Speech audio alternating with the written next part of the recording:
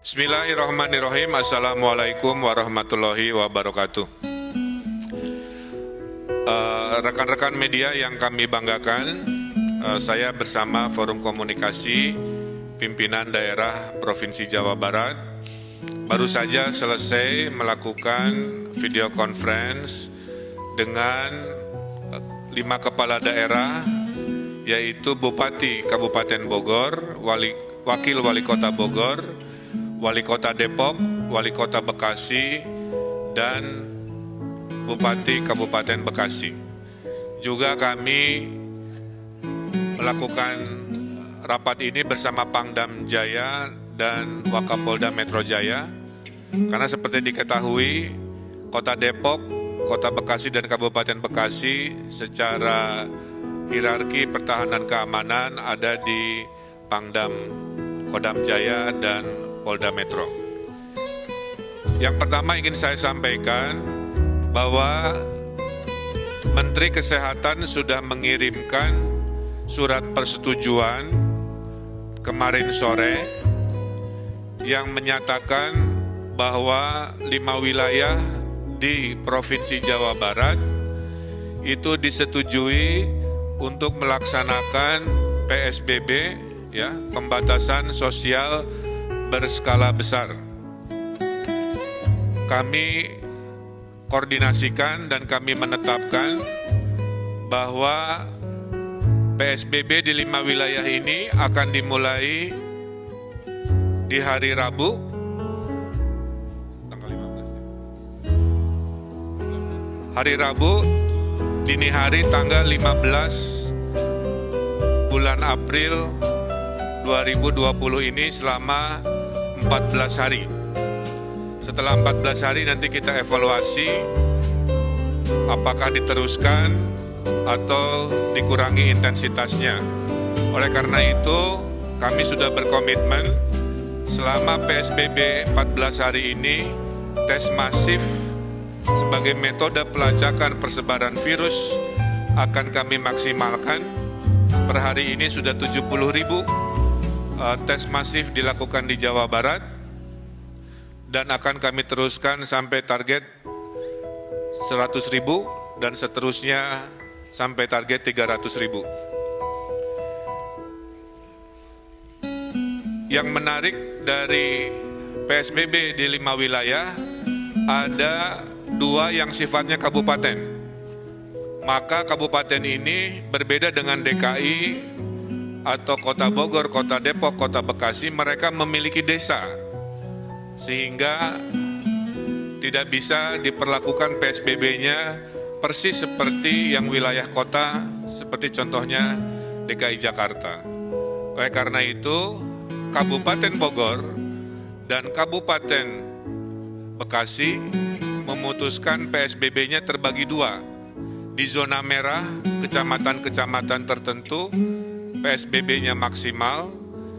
Di non-zona merah, PSBB-nya akan menyesuaikan antara minimal sampai kelas menengah, kira-kira begitu. Khusus untuk Kota Depok, Kota Bekasi, dan Kota Bogor akan melaksanakan istilahnya PSBB maksimal. PSBB maksimal ini salah satunya akan memulai menutup akses ke wilayah-wilayah sekitar di hari Rabu. Kemudian juga akan membatasi kegiatan-kegiatan perkantoran, kegiatan-kegiatan komersial, kegiatan-kegiatan kebudayaan, dan kegiatan-kegiatan keagamaan. Kepada mereka yang terdampak oleh COVID, kami kelompokkan ke dalam 2 golongan. Golongan pertama adalah golongan yang terdata oleh pemerintah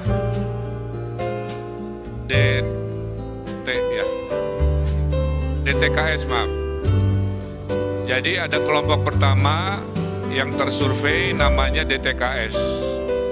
Nah, yang DTKS ini mayoritas akan dibantu oleh APBN melalui kementerian-kementeriannya. Kemudian ada kelompok 2 yang namanya non-DTKS, yaitu mereka-mereka yang rawan miskin baru, yang sebelumnya tidak masuk daftar bantuan. Nah, di non-DTKS ini, yang rawan miskin baru terbagi 2 juga, yang berKTP 5 wilayah dan perantau. Jadi kepada para perantau di wilayah 5 ini, jangan khawatir, Anda tetap akan juga dibantu oleh pemerintah Jawa Barat dan pemerintah 5 wilayah ini. Anda akan dipersamakan haknya. Selama Anda memang berhak dan butuh bantuan, kami akan bantu. Jadi saya ulangi, hari ini RT RW sedang melakukan pendataan, maka DTKS yang ada datanya dibantu, yang tidak masuk juga dibantu walaupun berKTP atau tidak berKTP wilayah tersebut. Selama de facto memang bekerja ngekos atau bekerja di situ. Bantuan terhadap Bodebek ini pintunya ada 7. Pertama, mereka akan dibantu oleh PKH, ini yang sudah rutin. Kedua, mereka yang akan dibantu oleh kartu sembako atau pangan non tunai, ini sudah rutin. Ketiga, mereka akan dibantu oleh kartu prakerja untuk pengangguran dan yang kena PHK. Keempat, mereka akan dibantu oleh Presiden lewat bansosnya 600.000 kali 3 bulan. Kelima, kalau di kabupaten mereka akan dibantu pertama kali oleh dana desa.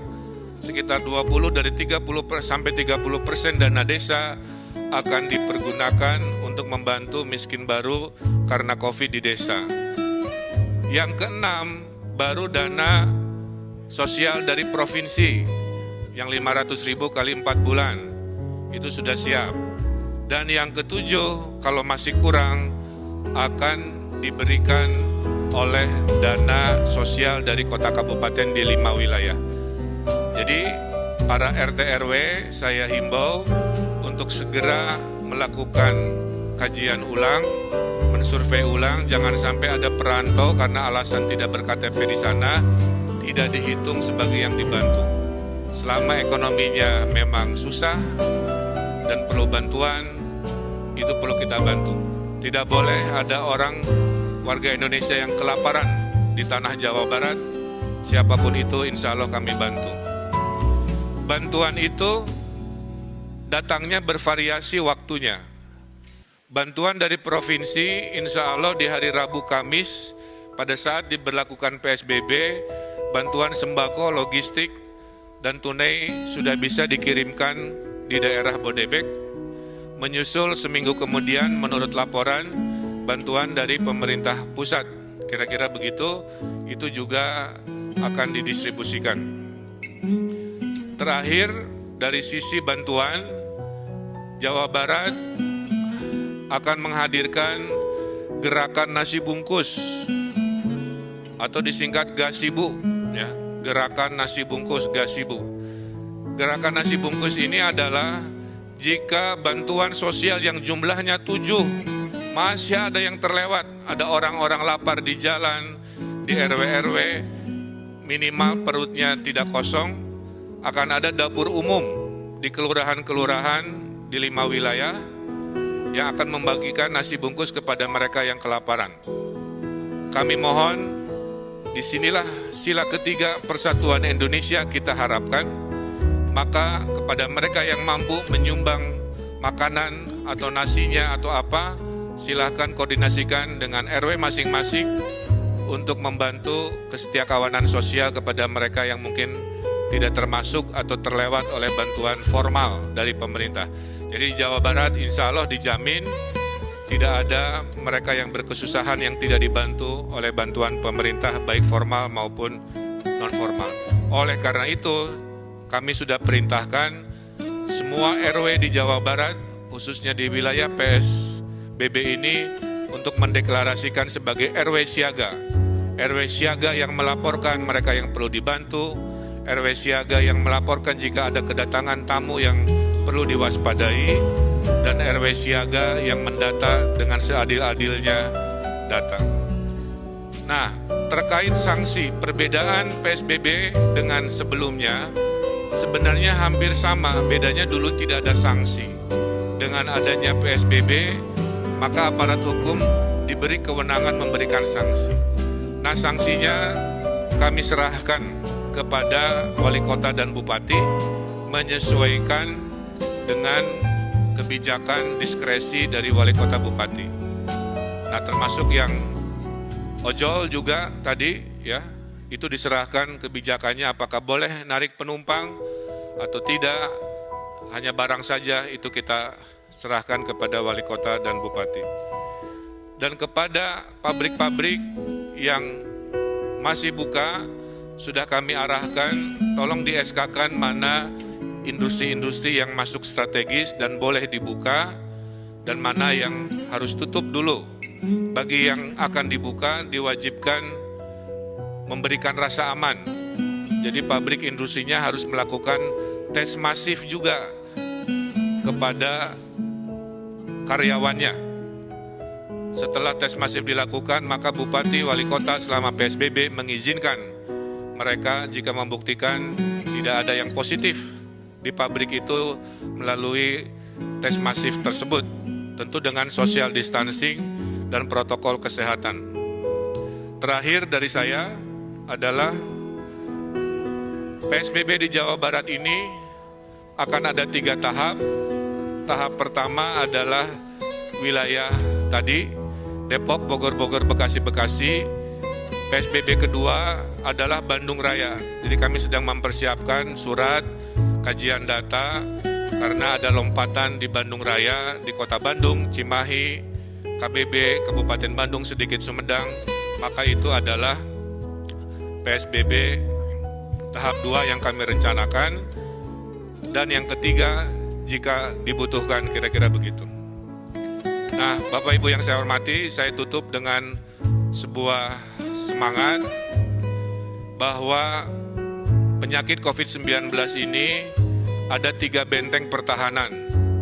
Benteng pertama adalah benteng pencegahan, social distancing di situ, PSBB di situ. Ini mudah dilakukan tapi juga susah jika kita tidak taat dan tidak disiplin. Kalau jebol benteng pertama karena tidak disiplin, masuklah benteng kedua yaitu pelacakan. Dengan pelacakan kita tahu di mana klaster-klaster penyebaran virus. Kalau pelacakan gagal dan jebol, baru benteng terakhir yang kita punya yaitu benteng perawatan terhadap mereka yang sakit. Nah, saya berharap warga Jawa Barat jangan sampai COVID-19 ini langsung membobol benteng pertama, kedua langsung lompat ke benteng ketiga, di mana orang-orang sakit ini menjadi banyak dan kapasitas kita menjadi terbatas dan akhirnya kita mengalami kerepotan.